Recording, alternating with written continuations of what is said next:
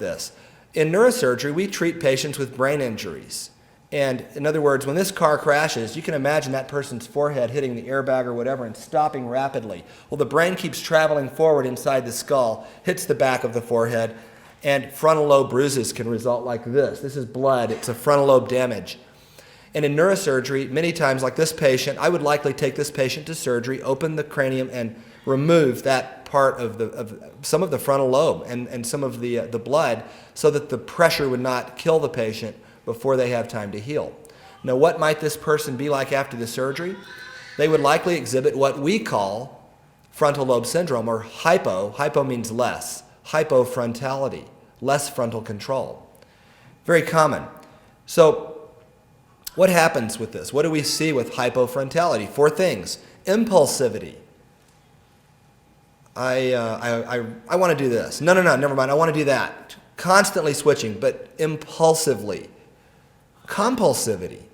I want that. Do you want this one? Nope, I don't want that one. I want that.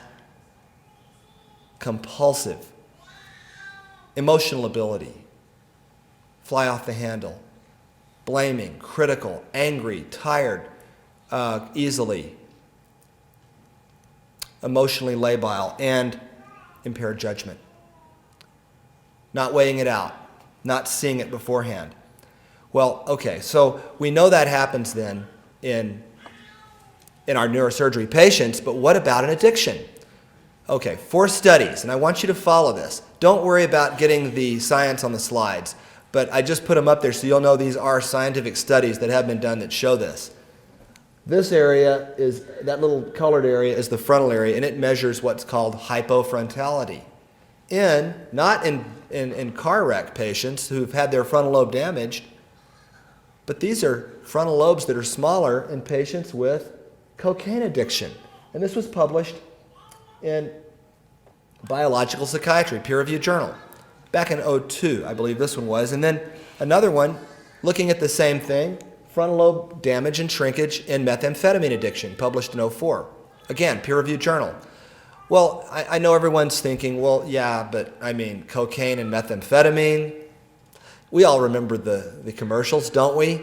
The guy on the thing with the frying pan, he goes, see this? And he holds the egg up and he goes, this is your brain. Remember that? And he goes, and he drops it in the pan. And he goes, this is your brain on drugs. You remember that commercial? Made quite an impact. I still remember it. And I was like, ugh. So we don't have a problem believing that cocaine and methamphetamine are going to shrink the brain. But you might be surprised to know that in 2006, a study was done looking at obesity, morbid obesity.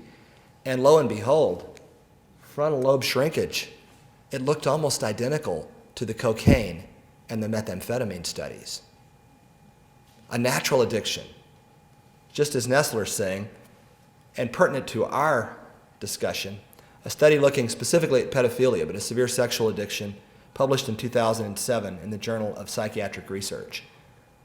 Brain shrinkage as well. Frontal lobe shrinkage in sexual addiction looks almost identical to the cocaine, the methamphetamine, obesity studies. That's a wow. Okay, that's a wow. Because what we have are, think about this, we have 4 studies, 2 drug addiction studies and 2 natural addiction studies, okay, done by different research teams in different academic institutions over a 5-year period. No relation to each other, different addictions, published in different peer-reviewed journals, all showing the same thing. So we can shrink the brain, the control areas, with a car wreck